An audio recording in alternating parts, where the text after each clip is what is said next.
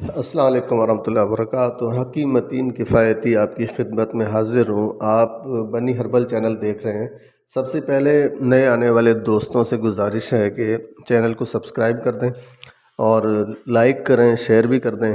میں آج آپ کو بہت اچھی چیز سردیوں کے حوالے سے بتانے جا رہا ہوں، جو کہ انتہائی اہم ہے، خاص طور سے ان لوگوں کے لیے جن کو سردی میں بی پی لو کا مسئلہ یا ٹھنڈ کی وجہ سے تکلیف، جسم کے اندر دردیں، سستی، کاہلی اور بہت زیادہ ٹھنڈ کا لگنا، ان سب کے لیے ایک ایسی آسان چیز ہے جس کے بارے میں آپ کو بتاؤں گا، جو آپ کو انشاءاللہ اس قدر فائدہ دے گی کہ آپ کی سوچ سے بھی زیادہ۔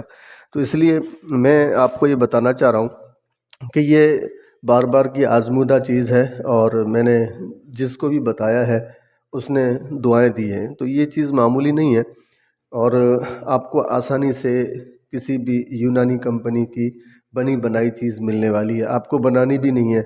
کوئی بھی جو اس کام کو کرتے ہیں، جو لوگوں کی خدمت کرتے ہیں، وید ہیں یا حکیم ہیں، وہ لا کر رکھ سکتے ہیں، اور جن کو گھروں میں ضرورت ہو تو اپنے گھر میں بھی رکھ سکتے ہیں۔ اس کے کوئی سائیڈ ایفیکٹس نہیں ہیں، فائدے ہی فائدے ہیں، اور بہت اہم اور آسان چیز ہونے والی ہے۔ تو میں بات کرنے جا رہا ہوں ماء اللحم کی۔ یہ عرق ماء اللحم کے نام سے آتا ہے، اور 2 عطشہ آتا ہے، 2 عطشہ زیادہ بہتر ہوتا ہے۔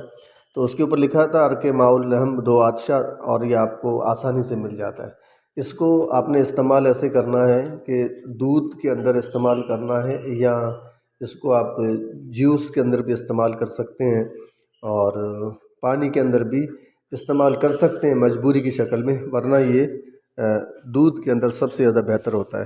پہلے آپ نے 1 پاؤ دودھ یا 1.5 پاؤ دودھ، جتنا بھی ہو، اس کو گرم کر لیں اور تھوڑا سا میٹھا کر لیں۔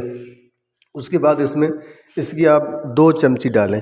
اگر 2 چمچی سے آپ کو حرارت محسوس ہوتی ہے یا آپ کے اندر پھرتی چستی آتی ہے تو ٹھیک ہے، ورنہ آپ اس کو 3 چمچی کر دیں۔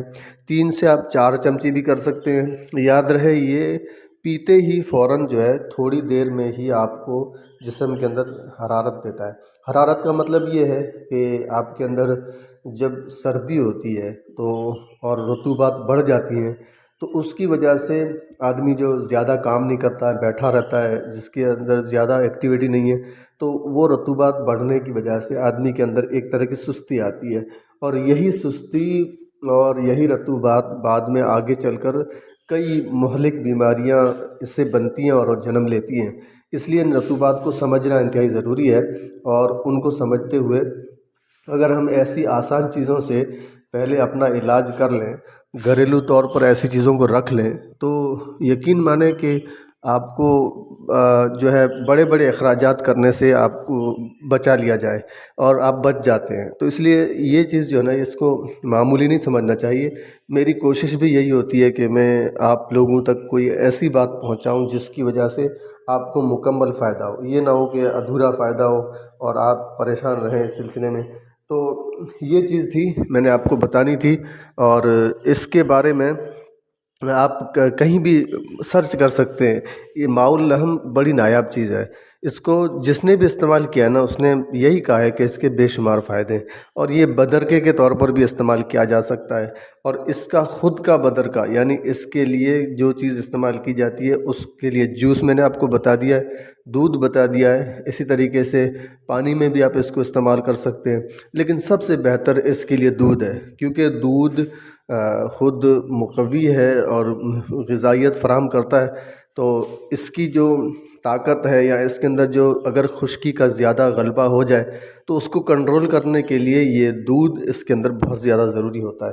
تو میں نے آپ کو مناسب سمجھا کہ یہ چیز آپ تک پہنچا دوں، اور اس کے حوالے سے میں نے آپ کو بہت اہم چیزیں بتا دی ہیں۔ تو جن لوگوں کو سردی لگتی ہو اور بلغم کی وجہ سے تکلیف ہوتی ہو، دردیں ہوتی ہوں، یا سستی ہوتی ہو، رطوبات بڑھ گئی ہوں، اور پھر اس کی وجہ سے آدمی سوچتا ہے کہ ہمیشہ بیٹھا رہوں سردی میں اور بستر سے باہر جانے کا دل نہ کر رہا ہو، تو اس کے لیے یہ بڑا عجیب اور لاجواب یہ نسخہ ہے۔